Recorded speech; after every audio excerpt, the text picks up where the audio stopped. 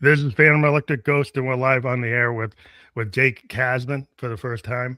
Cassman, and we want to talk to you about your album Inside Idling High. Where we're actually going to have a conversation. Idling High is the new record, right? It is. Thanks so much for having me. And we want to give people a little background. They've been on the air since 2016. We did start talking to singer-songwriters. This is going back to our roots of talking to emerging singer-songwriters, indie singer-songwriters. It's something we always thought that we should give a platform to these creative voices that are in that space. And so it's a treat for us to talk to songwriters. So we're really happy to talk to you today. And I want to let people know that we're live on LinkedIn, YouTube, and Kick, and we'll be on other channels, all the channels that you can watch podcasts or listen to them.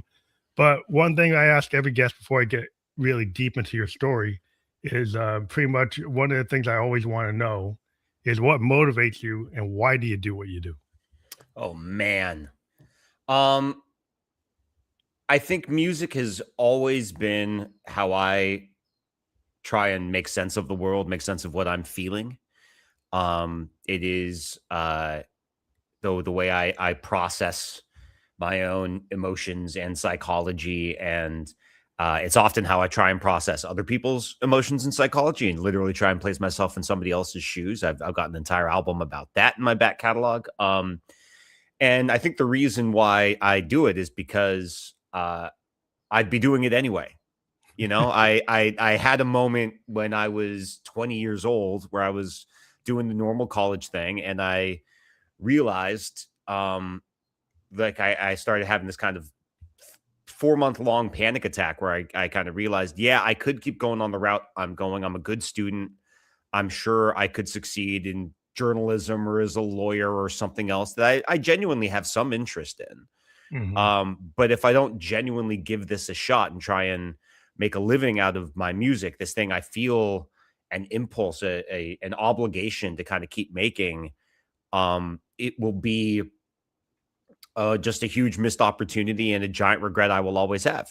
And I had an opportunity to chase that, and I haven't looked back, and that's why I'm still here.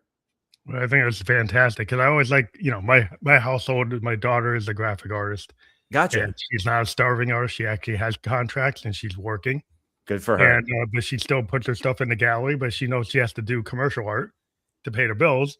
Right. But at least she's not like working like DoorDash and Uber. She is like able to work, and she has that. I let her know that I don't think that art is like a secondary thing.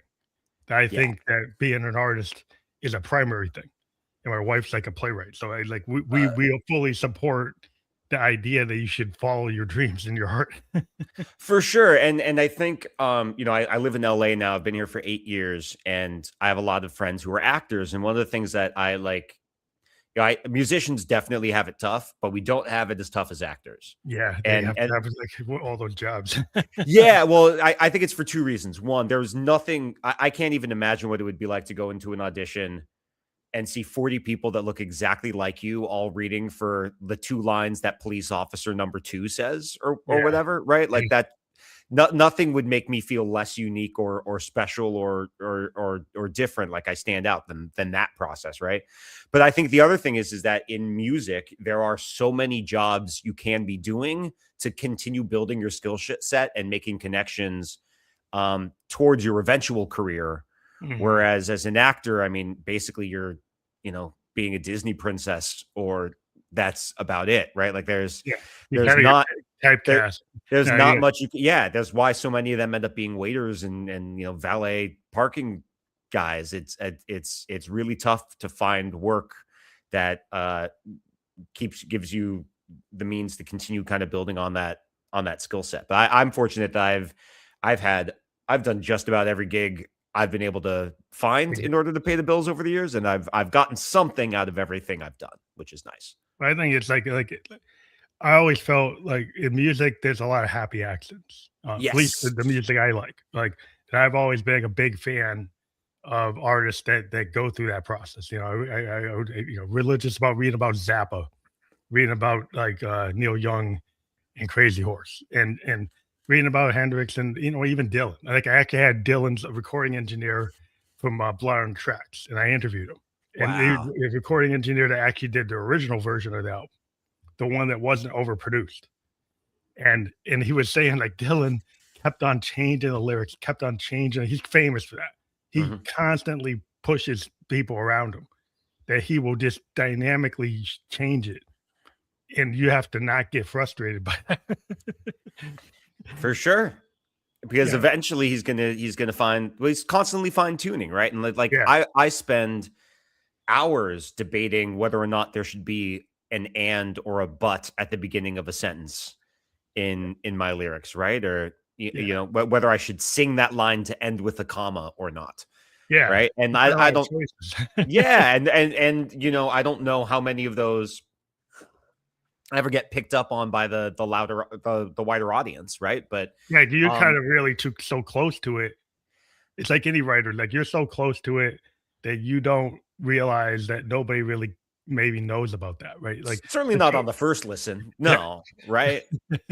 Um, but those types of things can be the difference between one understanding of a song and not. And every inch of it, so it's got to make sense to you. yeah, And so you pour over it. You put in the hours and you debate it and you show it to your friends and take their feedback and take or leave that and finesse it to every last inch and moment that you can. yeah. I think there's a lot of false choices as you talk about in your background. You're like some people they don't like go into the craft of songwriting. I think they go into like the hype of songwriting. there's, Yeah. there's like a lot of hype, and A&R guys back in the past. There's always hype. Like Yes. even there's TikTok hype, there's YouTube hype, there's all this hype. But like when it comes down to it, like if you really care about your craft and you put your 10,000 hours in, by the time you hit the stage, by the time you get in front of somebody, you've kind of made decisions on like what you're going to be. And to me, the secret sauce of any artist is their vulnerability and their individuality. And when you're trying to be on the train of like cloning stuff, it's like that's fine. You can be your influences. Yeah, you are your some of your influences, but it is still your voice is not like anybody else's. So that still when you actually hit that mic with your vision, you might have been inspired by Tom Petty and the Counting Crows and Jason Isbell, but like it's still your voice coming out of your mouth, and that's what your vision is when these people hear it. For sure. And yeah, and those are all three artists that have really inspired me, and I definitely was drawing a lot on for this album. But yeah, I agree that like I certainly hope this record is would not be the kind of record that any of those guys would produce, because I'm a different person. I've had different experience and a different sound, and I'm really happy with the way it turned out. And I'm really happy that I got to draw on such great music to inspire me while making it. But I'm also really, really glad it's mine. Yeah, with that Americana, which I don't Yeah. know today, or people are so into EDM and hip hop and rap, and electronica, and I'm a electronic musician, but I kind of am leaning into Sun Ra and Yeah. Funkadelic and Herbie Hancock, and like so I'm not leaning into like what's like hot. I'm leaning into like maybe what's not. So I do think there's some hotness there. Like I've got a whole theory that like, I grew up an alternative rock kid. I loved Green Day and Weezer and mhm, bands like that. And then I remember being in college and being at parties when I first heard dubstep mhm. and being like, okay, the guitar can't be the loudest, weirdest, most obnoxious instrument anymore. The computer There's has others. it beat. Yeah, It's yeah, yeah, well, the and 808's gotta be the 909 and so yeah, there's just more you can do in the box on the computer than you can do with a guitar amp now. And I think the reason why a lot of the people who used to listen to those rock bands have kind of even mhm. some of those artists who kind of were in those bands have gone in this folkier Americana, more organic direction is because they've realized they can't compete with that music on that level Yeah, anymore. you gotta go into what you know. Like, if you can lean into I think the vulnerability of Americana has always been like, I like Bob Dylan and the band, Yeah. I listen to the basement tapes, like the full 8 hour, 10 hour Oh version. man, yeah. So I mean, that's to me like that and the band, like watching the Last Waltz. You know, I just sit there watching Scorsese and the Last Waltz with the Bobby and those guys. Like that to me is like why Counting Crows is like what they are, because it seems Yeah, like they were living on that, and like Alex Chilton, a big star, you know, but they were probably living of on a course. combination of all of that. But it's still to me, it's like it's that vulnerability that, you know, in the age of the 70s, you know, get Joni Mitchell and Neil Young, the singer-songwriter age, Carole King, you know, tapestries, like that stuff to me, 'cause I'm a child of the 70s, and that craft that came out of those songwriters because they hit you hard with something that was really they're telling like a really vulnerable part of their life, they put into song, and you feel it. And I think that to me is like that's always gonna give you an edge. If you can't play with the electronica, you can't play with the samples and the MPCs and all the other stuff. Like if you're not into all that, and those kids are like wiping you out in Yeah, terms of what they can do, is like, okay, let's lean into what I can do. for sure. Well, and I'll tell you, like, so I teach music production and recording and songwriting to high schoolers by day, and they wipe me out. They often there is a kid who comes in and knows more about how to use those programs than I do. Yeah. Um, so yeah, they are digital natives in many ways. Can they save a file on the computer and then find it later? Maybe not, Maybe. but they definitely learn how to make music in that Yeah, it's a medium much more different it's a quickly than I different ever did. yeah, it's a different like you have these non-traditional input methods. Like, you know, if you have Yeah, MPCs with pads and you're using DAWs, they it's like the entrance level. It's like, you know, if you were like once you got introduced to hip hop, people got introduced to 808s and yeah, 909s and CR78s. Then he's like, I don't have to be as great as those Motown drummers. I don't yeah. have to have that those chops, right? I can actually create a beat, and I don't need to find a guy like that, right? And that's kind of like sad because having guys like that is still important to me. But like, Yes. okay, fine, you can do it in your bedroom, but, like, Yeah. eventually, when these hip hop guys, when they get big, they actually go find a real drummer when they go on stage. Oh, for sure. And hip hop with a live band is so much more enjoyable than just an MC with a DJ, right? Yeah, Like it's yeah, just a completely different yeah, experience. they find out that, yeah, you have to go back to that. Yeah, exactly. I actually there's a track on this album called Anna, I'm Not Interesting. That that was one of our favorites in studio. For many reasons, but one of which is that it's one I it's really folky. It's one of the first songs I've ever written as I'm primarily a piano player, but wrote it kind of finger picking on guitar, but we combined it with pedal steel and 808s. And Mhm. it's got a really unique sound and feel as a Oh, result. And this one here. yeah, this one. Hey, you want me to play it for a Let's second? go for it. Let's take a listen. Let's try it. Make sure it's not too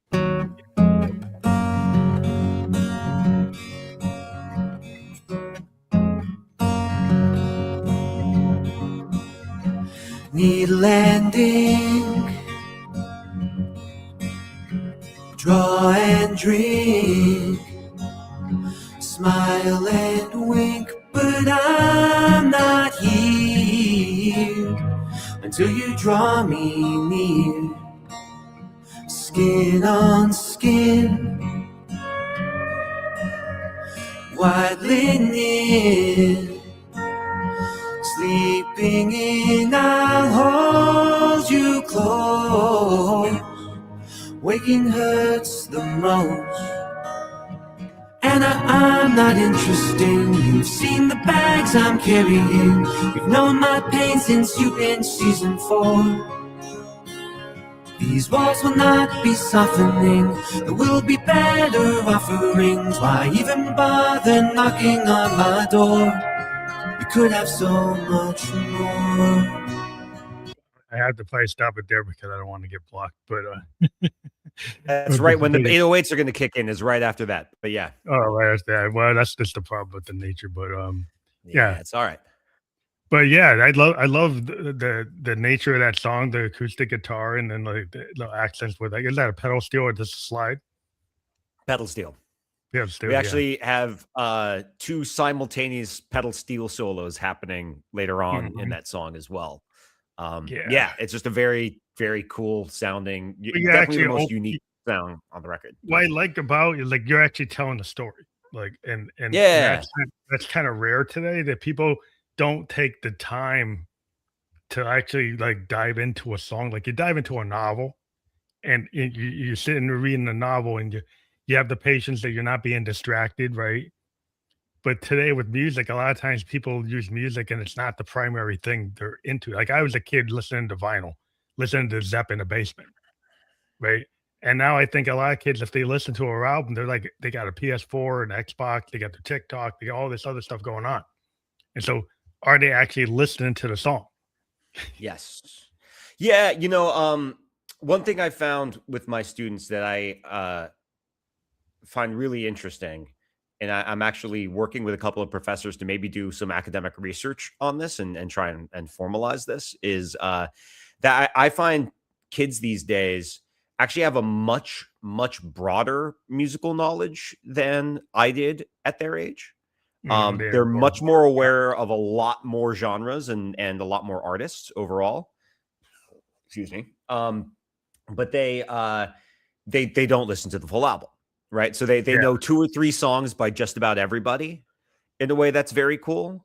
But unless, they end up in one of my classes usually, and they're kind of self-selecting as the musicians, they're not people that usually put on the entire record, let alone put on the headphones, lay back on the bed, close their eyes, and just listen to the whole record for the hour, right? Like, I think the problem I have with that is it's like the Cliff Notes.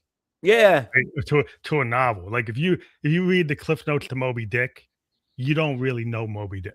That is and true. If you only listen to 1 or 2 songs from an artist, you don't know that artist. No, you do not. And the thing what I find really interesting, you see all these YouTube people like doing these album reactions, and it's like they actually really, I don't know if they're telling the truth. They act like they don't know who the artist is. Right. And they're so surprised when they go into the deeper tracks on albums, when they fully listen to albums, and they're shocked that single doesn't represent everything that the artist is. Well, that's no big surprise, because the single is designed to kind of capture the chart. Right. But the deeper tracks are supposed to capture your heart. Yeah. Absolutely. So I don't know if it's people are just hearing like the hit. They're missing a lot of who that person is as an artist, in my opinion.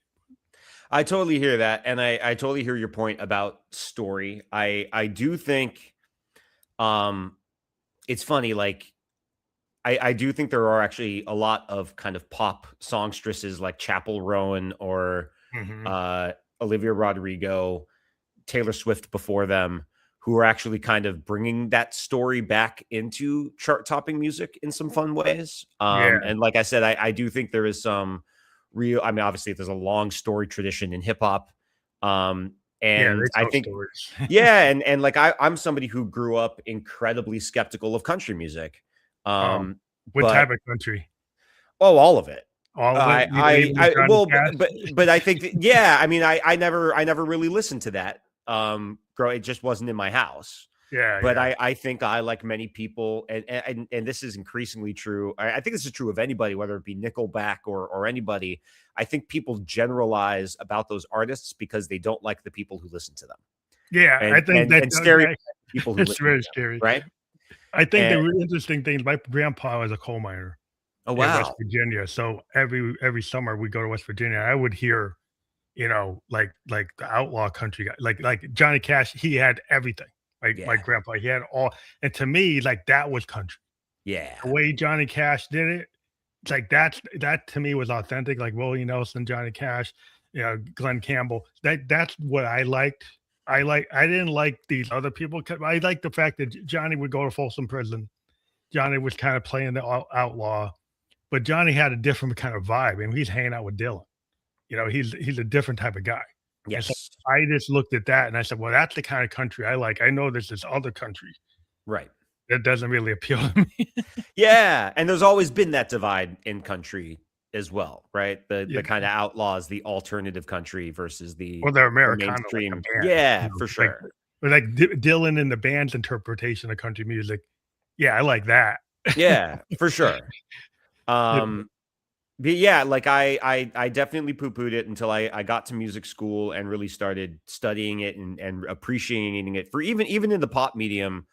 It is a vein where they are constantly telling stories, and there's a lot of great lyricism and great detail-oriented lyrics in there. Mhm. And then my first job out of college was doing dueling pianos full time, Oh, wow. and I had to learn a lot of country music doing that, Mhm. and definitely gain more of an appreciation for it. For And sure, there's yeah. yeah, I yeah, guess it's really interesting to actually go into something that you weren't really keen on, yeah. and then like, okay, like, let's dive into a little bit. Yeah, well, because I mean, there's just nothing that sounds like a pedal steel, right? There's just Yeah. that is such a gorgeous sound, and I've had it on uh all or both of my last two albums because its sound Has an is effect. just that good. It Yeah, just it it's just just makes a different. mood. Yeah, like, I love listening to, like, anytime you listen to, like, kinda atmospheric country, like, Jason Isbell, you know, it's a good example, Yeah. or even the drive-by truckers kinda like they're kinda outlaw stuff, but aliens, like, if I listen to, like, Neil Young, Mhm. like, and the way they can his Canadian, you know, kinda grandfather of punk, but also able to do, like, Nashville level stuff when he wants to. Absolutely. Yeah. Like, he can go and get his voice perfect to be with Crosby, Still, Nash& and Young. He Yes. can do that, and then he can go off and go into the ditch and do the Ditch trilogy and go, you know, Tonight's the Night and, you know, On the Beach, and Mhm. Time Fades Away, and he's like, hey, he's like the godfather of punk. He's the godfather of grunge. Like, Yeah. he goes, like, both ways in terms of that dynamic is, like, that's pretty weird. Now, most people don't go that far in their capability. They don't stray into punk if they were playing Nashville. For sure. No, he's yeah, I mean, he in particular has always been I mean, literal tinkerer, right? He is somebody who is building things in his garage and literally, I mean, he's experimented with metal Yeah. and stuff at different points. Yeah. It's just as a teacher, that's interesting because, you know, when you're a teacher or producer, the way you, like, approach music as, like a mentor, um, in that relationship with young people today, when you're teaching them about music, like, it sounded like you said you found that they were only listening to the singles. Did you try to get them to be more wide in their, like, expansive nature of, understanding music? Yeah, I think so much of what I end up doing as a teacher is teaching not teaching kids how to play music or how to write music, but how to communicate about music Mhm. and to express to other people what is it that I like about this sound or this song and how can I explain it to somebody else or what do I want somebody else to do while playing on this song? Like how can I do this in a way that somebody else can understand my idea and so the two of us don't end up fighting each other in this practice room. Um Yeah. which we've come close a couple of times. But yeah, so much of it is about just learning how to explain what you're feeling and give feedback and take feedback from other Mhm. people. Um, so it's yeah. So and I find my students the further into the program that they go, the more they start listening to the album, the more they start listening to the entire discography, and we give them assignments, listening presentations, listening logs they have to do every week, Mhm. where they've got to kind of do some of that deep seated exploration and some deep seated listening in order to complete the assignment and understand what it is we're talking about. Um, but at the end of the day, I'm the teacher, right? My job is to open the door. Yeah. They have to go through it. Yeah, 'cause you teach the basics, like, the thing about music, you go to, you know, Berkeley, you go to conservatory, you learn, like, all the classical techniques, like, you get really good at technique, you understand voicing, you get all the details, right? But what happens when you get to be an artist? You start making decisions, like when Miles made the decision to go into fusion, Mhm. right? There were people that were, like, thought he was the bebop king, and it's like, "Oh, you're Judas." They treat him like Dylan. He's like, Yep. "Hey, Dylan kid, going what are you electric. doing?" Yeah. Yeah, what are you doing? It's like you're breaking the rules. It's like, well, that's what you do. It's like when Yeah. Hendrix was doing feedback and Eddie Kramer like let him do it. And some of the other guys said, "Oh, you can't put that on record." Yeah. So it's like when you're innovative, you start like Pink Floyd, you start playing like backward tapes, and you start layering, using the studio as a canvas, like George, with George and the lads. Yeah. I mean, I feel like half of what John Lennon wanted to do in the studio with the Beatles was just to see how much he could piss people off and still get away with. Yeah, get away Like, with it. yeah. He was so sick of being that popular. He's like, well, let's just see how Let's see if far we can say something really inane in the how lyrics. yeah. We think you think I'm being like really like coming from on high, and I'm gonna give you some crazy lyrics and see if you still think it means something. I always heard the story that he wrote I Am the Walrus after getting a letter from a third grade teacher at his old primary school saying, we study your lyrics in English class. Yeah, And he said, let me give them a laugh and let's see them try and interpret this one. Yeah, he started to do that a lot. Like with Yeah, some exactly. of the stuff. Yeah, And George Harrison turning up the distortion on Revolution, right? Like they're just trying to see how far they can push it. I think that's every artist's job to be. They have the bell curve and you have the outer edges of the bell curve, and a lot of artists are kind of neurodivergent, and we kind of lean into think about Talking Heads, David Byrne. Yeah, like really good example. Like he's big now, and he was big then, but even like today is like, could he actually make the scene the way he did in 76, 75? The way he did that, if he was doing what he did then, would he actually make it through? Maybe if he was on TikTok, he could. I don't know. Well, and the other thing is, my other theory is like I genuinely believe there is more great music being made right now than there's ever been made before, because there's more access to the tools to make it and more ways to find other musicians than ever before. It's hard to discern it though. but that's the issue. And I think the greatness of the music is robbed in part because we don't get to share it with as a mass cultural experience. Yeah, the way that we did. You don't have the the radio, like the college radio. I grew up listening to like college radio guys pushing like IRS REM. Early REM. And I remember hearing that on a UMass radio station. Yeah. Like a college radio. And I was like sick of the regular radio because I kept on hearing like Tom Petty every day. And I was like, fine. And then on the college radio station, they're playing Hooskadoo, The Replacements, they're playing Black Flag. Oh yeah. And REM. And I'm like, what's that? Camper Van Beethoven. It's like all these bands. Like I was diving into like the indie alternative, like Bob Mould and Grant Hart. They were like my heroes. Yeah. Like, I was like, yeah, that Paul Westerberg. Yes, that's what I was like. Yes, that's what I want. Yeah. No. And yes. And even like that was indie alternative, but that was still reaching audiences of millions of people. Yeah. Right. Whereas now everything is either so niche or so completely monocultural. Yeah. That it's just it doesn't, though I don't think you get the same experience out of that music because you don't get to go to high school and know that your friends were listening to the same records and get we go to Northampton and go see Hooskadoo or go see Sonic Youth. And they had these little small places where kids would go see them. Right. And I'm like, hey, do they have, like, I was, I got to see Sonic Youth. I got to see Hooskadoo. I got to see REM before they were big in these little places. And I'm like, are the kids really seeing like bands doing that? Maybe they're seeing like DJs doing it, but it's different with a hip hop DJ or an EDM DJ.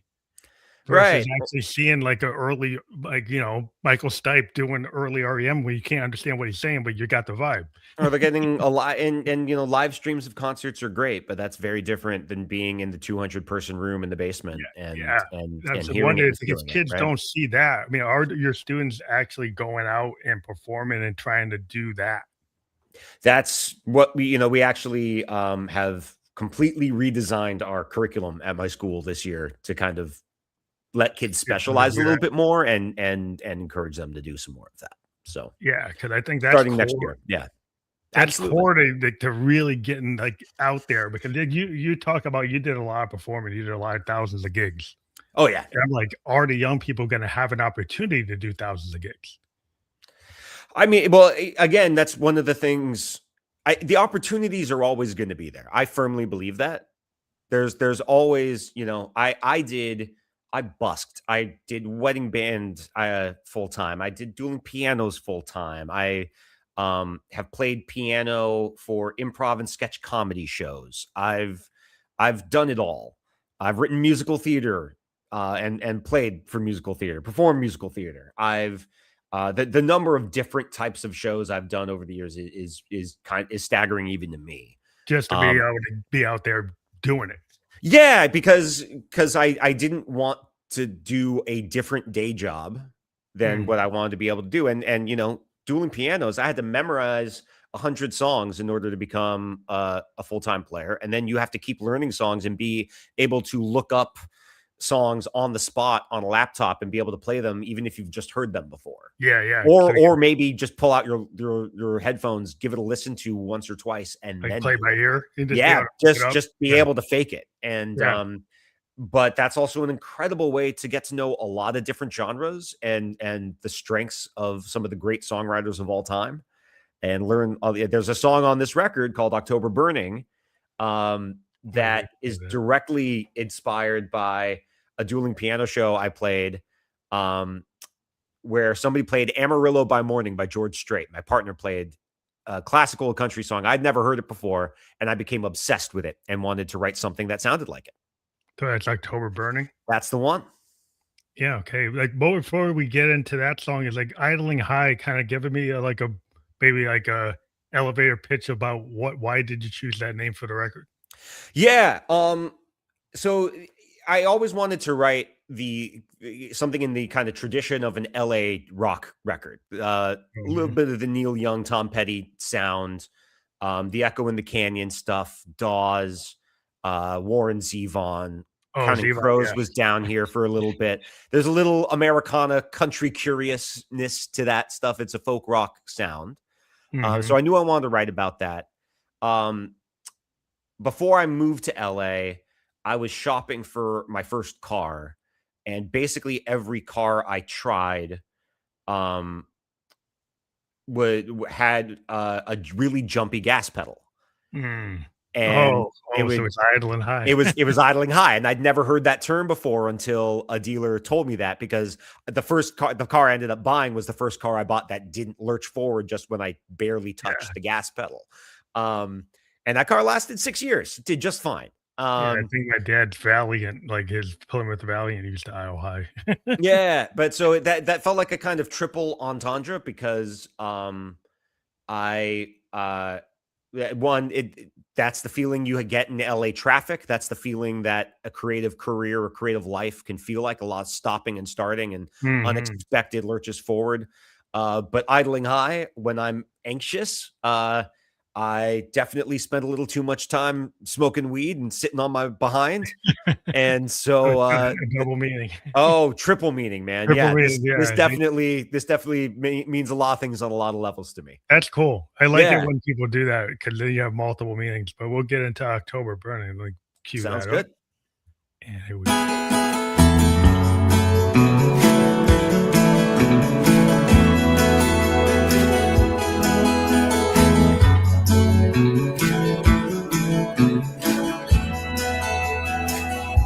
October is burning, the West has met its end.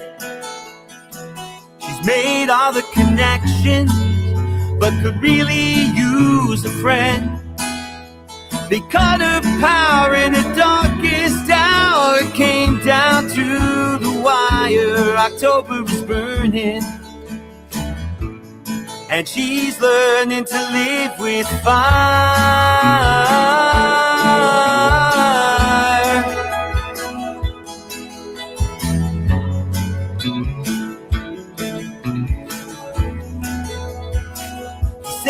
Again, I can't do the whole thing because the way things are today, but I do like, we at least got to to the part where you actually say the name of the song. But For sure. And I'll tell you, you were talking about Glenn Campbell earlier. That guitar yeah, sound is definitely kind of Glenn robbed a Campbell. little bit from Wichita Lineman Yeah, and that that kind of Wichita Alignment, vibe. that is the thing.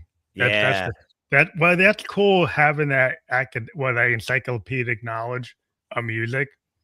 So I Yeah. think, like, when I run into a lot of musicians, like, because I'm a big, like, Sun Ra fan, and I know the whole cat a lot of the guy cats I hang with, right? They know, like, all the Motown stuff. Right. Like, they know all the funkadelic stuff. So, like, if you jump in with some guy and you start doing something, they just know what to do. 'Cause it's Right. like they just, like, you don't even have to tell them what key you're in. Like, there's, like, boom, they jump in, and it's just because people, like, all musicians are kind of like their influences. And the more you listen to, so, like, it's interesting because sometimes people assume, like, just, people are into jazz, so they never listen to anything else. Yeah. And then I knew a jazz guy, and he knew some, like Genesis and Yeah. Yes, and some Pink Floyd, and people were shocked that he knew it. And he's like, "Why, I don't just listen to one thing, dude." You Yeah. know? So I went to Berklee College of Music, and that was one of my struggles, I think, when I first got there, both me personally and a lot of my peers. We'd all been big fishes in small ponds before we got there. Mhm. And that meant that all we had to do was be good at one or two things and know one or two genres to stand out.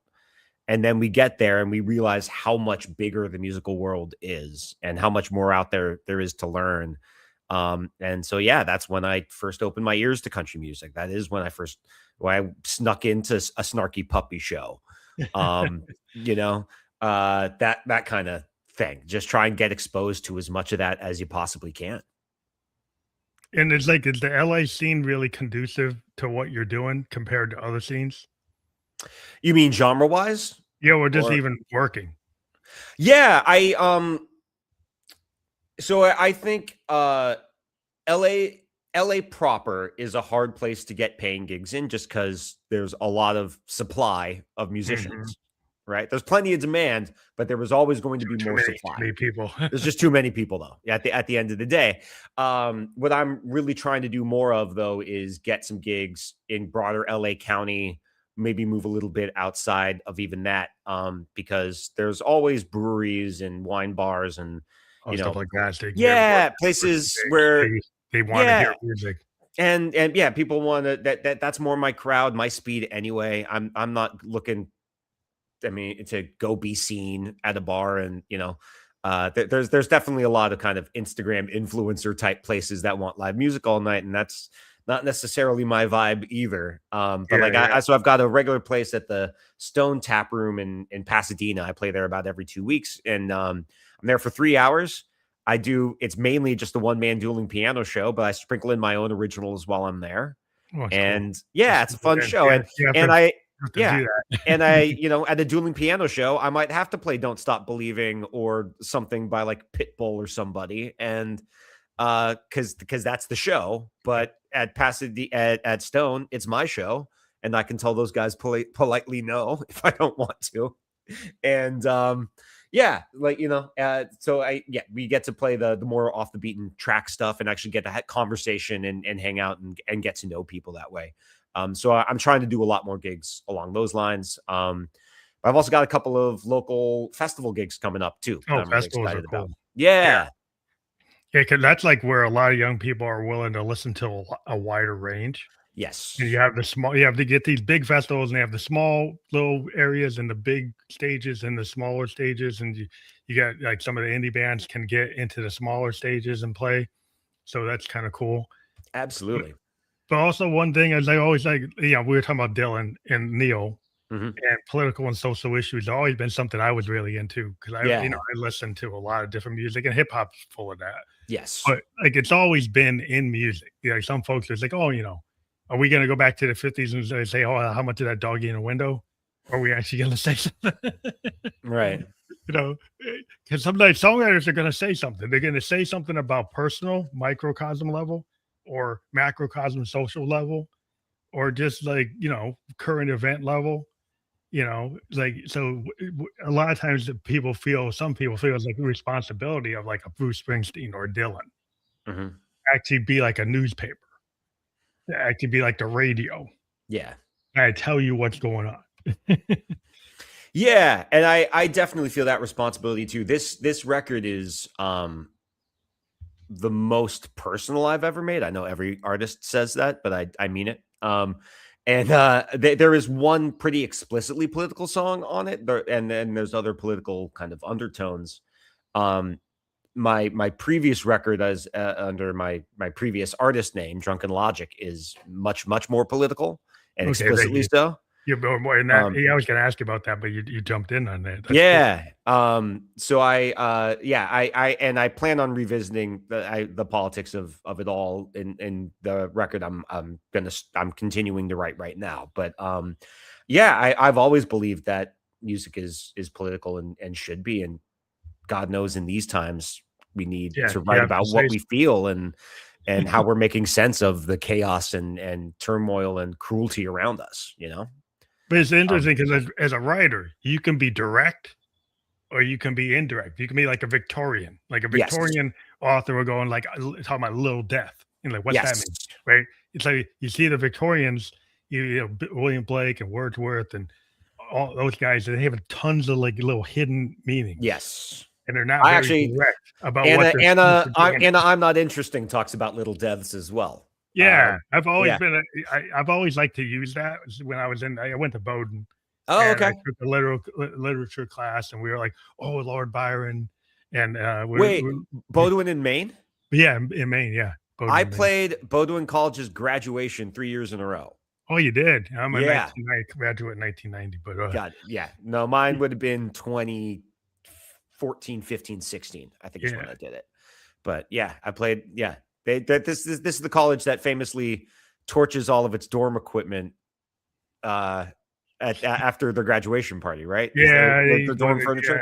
Yeah, they like to do that. But, yes, we usually got invited up there for the bonfire. So yeah, but you probably want to get rid of it because it's kind of messed up. But I guess so.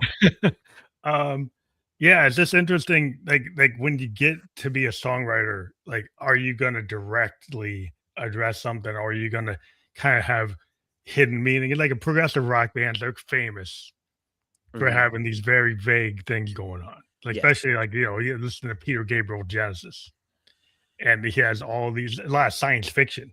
Yeah. Plus he has a lot of English, like very English specific stuff that if you're listening to it as an American, you're like, what is he talking about? It's like if you're from that little like township in England, you know what he's talking about, but you have to actually research. It's like, what is Peter talking about? Yeah, and there was no internet at the time to look that up, right? Yeah, so, you have to like, what is he actually referring to? Peter is a very heady guy. Yeah, always, so he put a lot of stuff in there.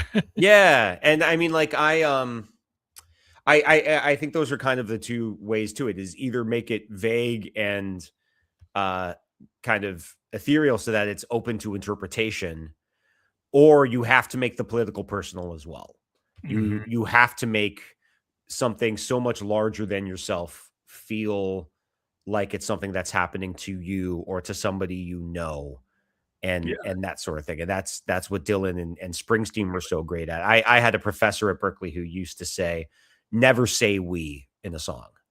It's too easy for the audience to tune out and say, I'm not part of that we.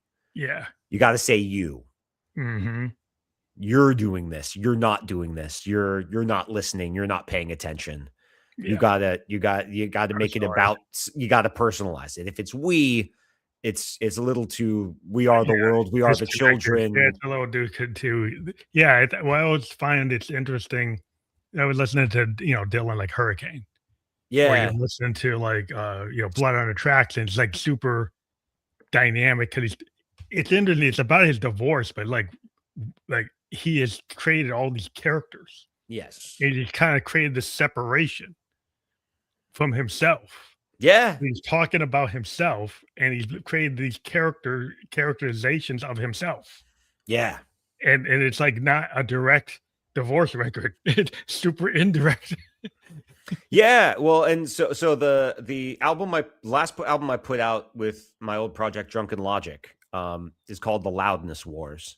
And it's really me trading off song by song, kind of between a character who's got my political point of view and is of my generation, and of somebody from perhaps maybe my parents' generation or slightly older, and somebody from a different part of the country who might have voted differently than me in the 2016 election in particular. So you're having an argument. Yeah, well, they're not even. I think it's open to interpretation whether or not they're in the same world, in the same place, whether or not these people know each other, but they're just trading off, singing about similar themes. Oh, so different And perspective. and it really started off as an attempt for me to be like, on the one hand, I want to satirize a certain point of view Mhm. and American nostalgia for an America that never totally existed the way that they Yeah, envisioned it. perceive it. Yeah, it's kinda Um, like bunch yeah, of All in the Family. but it also was an attempt to empathize and like be how could somebody think this way? Because it is so anathema to me.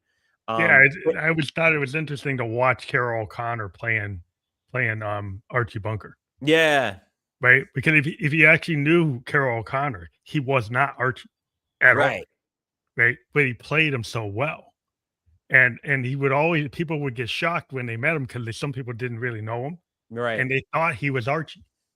When they yes, realized he was like the opposite of Archie, he's like totally diametrically opposed to yeah, everything Archie. And it was great about that show. He's like you have Rob Bryan or playing Meathead and they have that dynamic for sure. today of actually doing that discussion in the middle of it. Like in the middle of the 70s, you're having these discussions. I don't think anybody is that brave anymore. Well, I mean, I think Nick Offerman did something kind of similar in Parks and Recreation. Yeah, I guess in that. Yeah, Not maybe not quite as extreme because he's just libertarian mhm. and that's its own kind of extreme thing, but he's also definitely not as extreme a libertarian as Ron Swanson is, right? But Yeah. it is very cool when you get to explore. Yeah, and that's all I was trying to do was just Yeah. explore a point of view to its full and give it as much legitimacy as somebody like myself could. And I ended up getting to explore some issues with anger I had and some kind of uh if but for God go I, or well, whatever the saying is, kind of things with how things have turned out in my life versus how it may have for others, and what may have happened in my life that could have led me to see things the way that they had.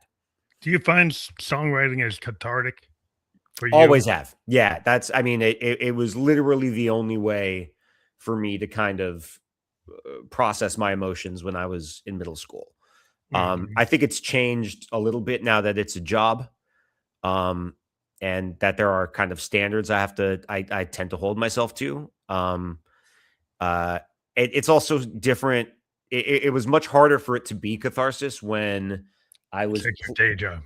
yeah, when you're playing shows 5 nights a week for a living, do you really want to come home and keep playing Yeah, piano? it's like You know? yeah, it's like 'cause you once you become a working musician, like if you're a studio musician and you're in Yeah, Studio B for 12 hours doing somebody else's song, yeah. are you gonna have the energy to go home and write your own? For sure, and for that reason, like, I've also never been, the type of musician who can just spend 4 hours shedding their instrument in the practice room, right? Like, I've never that's never grabbed me or been interesting to me. So I busked instead. I needed feedback from other people, and I needed the excitement and the terror of screwing up in public to motivate Yeah, me to learn how to get better. And so when I needed to learn how to play guitar for the first time, I was moving from Boston to Los Angeles. I booked a solo tour, playing solo shows the entire way as I was driving across the country.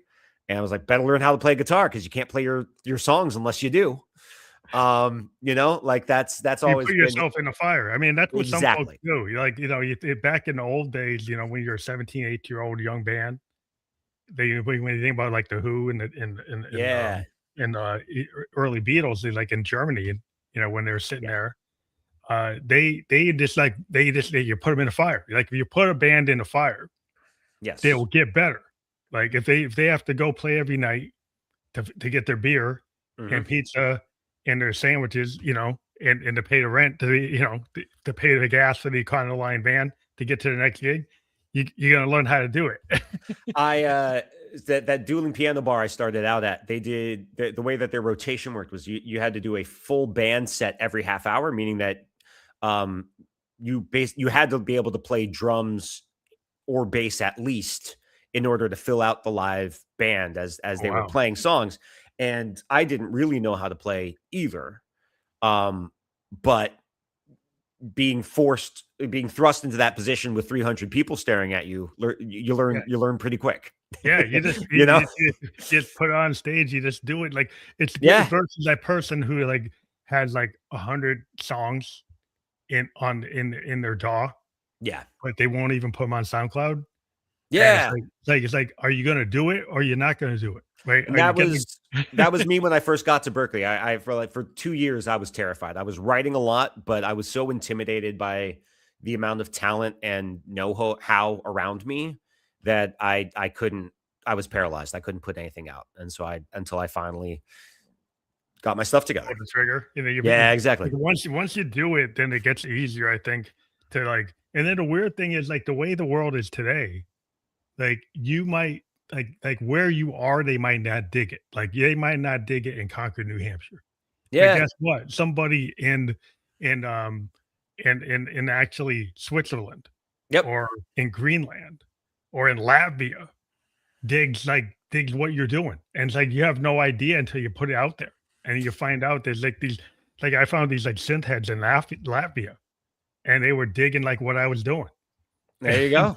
And I found a Latvian artist, and I interviewed her, like, Waterflower, and she was like, it was really cool. It's like there was a connection, and I didn't even know anybody in Latvia ever before. But, Did like, once you you put it out there, then you get to talk to 'em. have you seen that documentary, Searching for Sugar Man? Oh, yeah. Yeah, that's an amazing story about just that, right? A guy who's working construction in Detroit and finds out he has this massive fan base in South Africa from 20 years ago. Yeah, you never know, 'cause you never know who's gonna dig it. Like, somebody Yeah. might dig it, and somebody digs it in Korea or they dig it in Australia, and, like, hey, you might have to go. And they might dig it 20 years later. They might, Yeah, yeah. It's like death, you it's just like never that know. it's like that black punk band, like, nobody knew who they were. Like Death, Death. right? Yeah, Yeah, and then yeah, suddenly people found him and, like, everyone went crazy for him. They did the right. documentary, they had a movie, but it's like, yeah, I mean, it's like the Velvet Underground thing. Yeah. Like, all the producers knew Lou Reed, like, Bowie knew it. In Mhm. '66, he was listening to it, and then by the time we get Walk the Wild Side, then then finally the Velvet's idea of Only the Velvet's works. only 100 people listened to him, but every one of those 100 people started a band Yeah, as a or whatever producer, they like, say. Yeah. everybody's thinks, some of the major bands, like, in our time, you Yeah. know, like, you're talking about all the grunge bands, Yeah. they knew who he was, everybody was name checking him, you know, all the time, just like the thing with, Alex Chilton and Big Star. Yep. I'm a big Star fan. I think 3rd and, number 1 record, I just listen to that stuff all day. Like, I think Alex was, like, totally underrated. Yeah. Uh, he's just a fantastic writer. I yeah, I don't know what the term quote unquote power pop means, but almost universally it's bands who were not fully commercially appreciated during their time. Yeah. And I actually got the chance to work a little bit with a music podcast called Switched on Pop. Mhm. If you're familiar with them, they're a music analysis show. Yeah. And we did an episode on Adam Schlesinger, who Mhm. is one of the songwriters of Fountains of Wayne, but also wrote music for the TV show Crazy Ex-Girlfriend and the theme for the movie That Thing You Do, and had this long career. But yeah, obviously he's most famous for writing Stacy's Mom. Mhm. But I absolutely fell in love with Fountains of Wayne when I listened to, like, I had a girlfriend in high school who tried to get me to listen to that whole album when it came out. And I was like, You no, didn't these wanna guys do are it. one-hit wonders. Screw that. They don't rock hard enough. They're not cool enough. What is this crap? And Yeah. then here I am almost 20 years later You're diving listening into to their this stuff. And I'm catalog. like, oh my God, their songwriting is brilliant. Their hooks are amazing. They're storytellers. They're writing about these really interesting characters. But it kind of becomes like yours. Like when something's not Yeah. on the radio, right? And you find this lost treasure Yeah. and nobody else knows it, right? Then it becomes like, oh, this is my little secret treasure. Yeah. This is And then you want to share it with everybody. They have a song on that same record of Stacey's mom that's about it seems like it's about a high school football quarterback. Mhm. And the song's 4.5 minutes long, and the entire song takes place in the amount of time it takes for a quarterback to drop back and throw a pass. Yeah. And it's such a brilliant just songwriting exercise of how can you slow down time and make it about like the inner workings of somebody else, and their psychology when they're in the flow state, basically. Mhm. And so I play it for my students every year because, one, I give them a taste of what I want them to think about for when they do their listening presentations, but also like we can literally bend time. Yeah. Um, Well, as a songwriter, you can get people to go into any world you want. Like, yeah, you don't have to be a fantasy writer that creates like a J.R. Tolkien level yes. stuff. You once you have that person in the audience, you grab them and then you put them into your world. Well, and I Right? forget the artist or philosopher who said this, but they said, and I'm paraphrasing, but art is how we decorate space. Mhm. Music is how we decorate time, Yes. which is like, it's a quote I will always and forever come back to. That's such a beautiful way to describe what we do, right? Because we do associate songs with particular moments in our lives and times and periods, and they soundtrack our lives. Yeah. I think people need to give music and musicians a little more respect. Like in the age after Napster, I am somewhat um, alarmed by people thinking music is free, right? And Yes. thinking that they don't need to actually respect like that the artists actually like are creators that deserve a living. They deserve to be paid for what they do. And it seems like okay, like once people decided to devalue music and then value other things more, like video games. Like I'm a kid, I grew up with an Atari, but I always bought my records. Now the kids will like they spend more money buying the video games than they will to actually support a band. When I was a kid, I would follow like Husker Du and actually pay for multiple shows, buy all the records, buy the t-shirts, buy the stickers, buy all the stuff, and not be upset about buying it. I thought I should actually buy it so they can actually live. Right. Right, and then people say it's like, well, I can just bootleg it. I don't have to pay for it. I can just, I don't have to actually give the artist anything. Well, I do think you're seeing vinyl come back a little bit.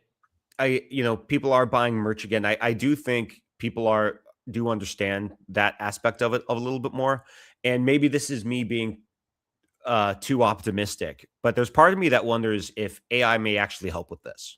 I think it will because it makes so much Because garbage. You won't want to buy it. You won't want to exactly, listen to it. and it will mean that like the crappy production library stuff that people have been churning out, like the kids who listen to lo-fi hip hop beats while they're studying, right? Like there's if there isn't already, there's going to be a channel that will self-generate new lo-fi hip hop beats for you to listen to while you study endlessly by the end of this year, Yeah, if not like next week. And so you can get that however you want, whenever you want. So maybe that will mean we will appreciate true artistry and separate that from background noise, from elevator music, yeah. from Yeah, I think if folks just use it to go jogging or to make yeah, dinner, and they don't do like go in the basement with my friends and listen to Pink Floyd, right, Dark Side of the Moon, and we actually are sitting there like just like enamored. right.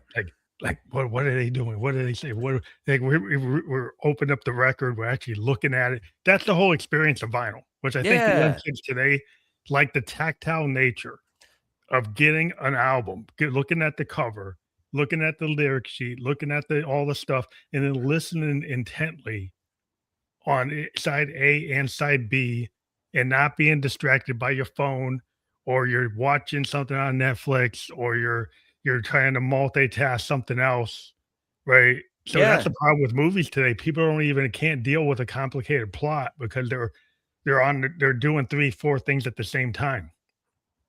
Instead of 100%. actually, like, you have to actually be in the thing that you want or into, and not be in the Yeah. 4 things you're into at once. No, that's you can rewatch The Office because you've seen it already and you know the rhythm of it while you're on your phone. But you can't see what's the creator of Breaking Bad, his new show. I haven't watched it yet. The sci-fi one. Oh, yeah. Yeah, He's got a new one. I haven't watched it on yet. Apple TV. I forget what it's called. But like the pace of that show is jarringly slow. After Breaking Bad even feels jarringly slow. It's super slow. A lot of stuff is slow. It's too slow for today's generation. But that's because it's so sensual and thoughtful and deliberate, right? And you do have to pay attention to all of it because every moment matters. There is no throwaway second, no throwaway shot, no throwaway line. Yeah, like when you write a song that actually has a song structure, Yeah. and beginning, an intro, an outro, multiple like aspects that they might have a timing change. You might have a couple of different fills, a couple of different like a rephrase of the chorus. You might have structure like the Beatles or like Motown or like Carpenter songs. It's like they have that structure. Or Elton John songs from like Yellow Brick Road. They have a structure. It's like you get today is if it's all beat, if it's all loop, Yeah. and it doesn't have some kind of like just like some like if somebody features, it's like yeah, I'm just coming in and doing a feature for this guy. It's all like the standard, like it's using the same splice, the same plugin, the same same drop, same structure as the last one because the same producer keeps on doing the same thing with 100 different artists. Like okay. It's boring. I think eventually what happens is it's like disco, you will burn it out. Like disco was cool and it burned out because like everybody's doing the same thing. So then it's like people just get tired of it. That's a niche thing.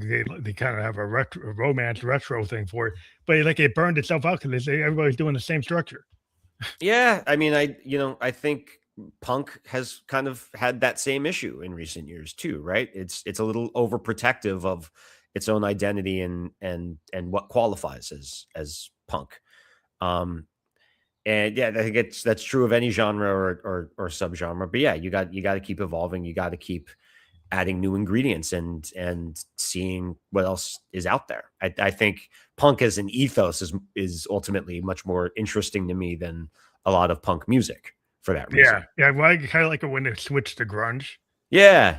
Because then it became a little bit wider that you could have a Smashing Pumpkins that's not really pure punk. Right. Actually, yeah. Or Pearl Jam that's not pure punk either. No, it is not. They could actually go off and do different directions. They could go off and do like their Led Zepp kind of Kashmir phase. Yeah. Or they could go off and do something. They could go in different directions. It doesn't just have to be the Clash over and over. Even the Clash weren't the Clash. Once they went to Sandinista, they weren't doing what they did at the beginning. And I will say that is one of the things that I do like about the listening habits of these kids today is like when I was in high school, it really felt like you had your clique and your clique all listened to the same type of music. And then there were other cliques and they all listened to different types of music. Right. And, and nowadays, everybody, all of these kids that I listen to, they listen to everything. And that's so great. Right. That's cool. Yeah. That there is no like genre. Like I was such a rock supremacist. Rocker. Like you get the guys that are like they're all Zeppelin or and all other forms of Maiden. music are weak or don't have the same artistic value or whatever. Right? Like they won't listen to the Carpenters. They won't listen to anything mellow. It's like it's gotta be Iron Maiden and Ozzy all the way, or they won't listen to. And not just not listen, but like go out of their way to say that stuff is lesser. That it's not. It's look down their noses at other types of music. And like, do I come home and put on Taylor Swift records? No, I don't. And I don't plan on it. Yeah. But I absolutely appreciate her when I hear her. Yeah. And I completely understand what she means to my students and to friends of mine, right? Like I I understand the appeal, and it's important to understand the appeal. Understand a Swiftie, and understand the Grateful Dead. Yeah, and if you're out at a bar and a sing-along song comes on, be able to enjoy it with everybody else, right? Like don't get your panties in the twist just because it's not your song. People gotta be so purist, like I said, like the jazz guys. Even to this day, they say, "Oh, fusion's not jazz." And I'm like, really? Yeah. Like really? No, I don't think. Do beggars get to be choosers, fellas? Like, do we? We got to keep opening the doors to new people. I think it's right? Maybe not Kenny G, but like still. What's expansion? Like I might come home after listening to like the Clash and actually put on a Carpenter's record because I think Karen Carpenter soothes me. Yeah, anytime I hear her voice, it just brings me back like a time. It's like a time warp because I'm a child in the 70s. And I remember my mom actually taking a Carpenter's 8-track and putting it in when it was new and listening to those songs like when they were new. So I get brought back to that. Yeah. So I'm like, I like that. For sure. Time machine. And that's why different strokes for different folks, but different music for different moods, man. Like there's a lot of electronic pop music that I absolutely love. Bands like Churches or The Naked and Famous. I love there's stuff in that vein that I absolutely love. Plenty of hip hop. I'm late to the ball game there, but Kendrick is amazing. I've gotten really into Nas in the last year or so. I like Earl Sweatshirt. He's kind of weird. Yeah, I like him too. I like his poetry. I think he's a really good poet. His father was a great poet. Gotcha. And he does a lot of really interesting things. I don't hear a lot of people. Kendrick, does it. But he does a lo-fi version of that. That's very poetic and very kind of Lou Reed. Yeah. Very kind of like like Joy Division. It's like all out there. It's like that's the kind of thing I like. It's like, like I like Joy Division more than New Order, but they are New Order. It's like, but I still like Joy Division. Right. For sure. Kind of give it a close, but I know Idling High is out, right? And we've got your QR code, so people scan that. Is that how they can get everything about you and actually get the record? Yeah, the album is out. I don't know when this episode's going to drop. It's out there right now. That is true. I guess it is. So I'll let you know. I'm actually going to be playing at the Salute to Recreation Festival in Northridge, California on May 16th. That's free for families. And then I'm also giving away tickets to the LA County Fair because I'm playing that on May 31st. That's in Pomona, California. And so if you go to jakecassman.com, there's links there to get tickets for that.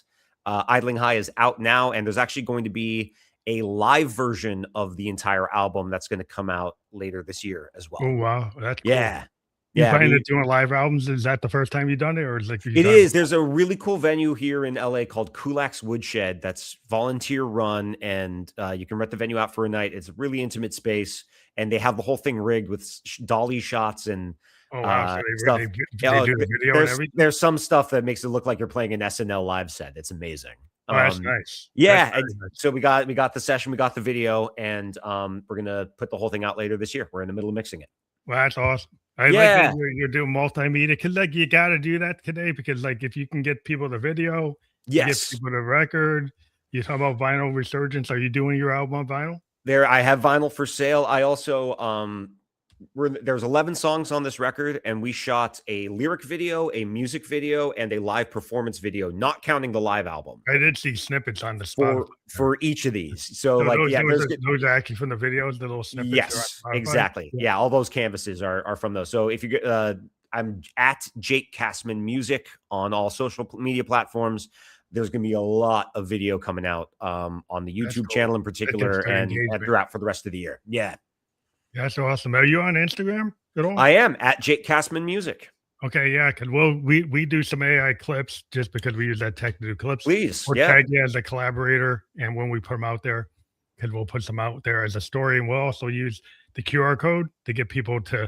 We put that on the clip, and we use a landing page that will have all the places that we can listen to. Like we've been live on LinkedIn, YouTube, and Kick. We will be on Spotify, Video Podcast, Apple Podcast, iHeartRadio, Amazon, Newsly, and a bunch of other places. And we're also on a couple other pages. So we want to get you that information. We have our webpage at fameelectricals.com. We'll have a blogger page article for you. And I want to thank you for being on a guest on the show today. Thank you so much for having me, Phantom. This has been a lot of fun. Thank you. Have a great night. Everybody go out and get Idling High, because that's like, support the artist that we talk to. Please buy the record, buy the vinyl, look for the live album, check out the videos, like them, click them, go all the way through. Like, don't just view it, commit. Thank you. All that. Thank you guys. much.